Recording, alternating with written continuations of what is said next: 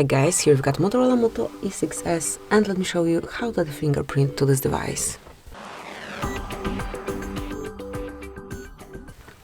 So at first, reach settings, then find and select security and location and click on fingerprint.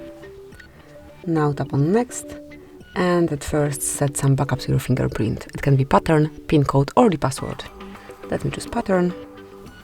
So now provide the pattern that you wish to apply, click on next, re-enter it just to confirm, and now it's time to manage notification content, so pick the option that you like the most. I would like to hide sensitive notifications, tap on done, and now it's time to add your fingerprint.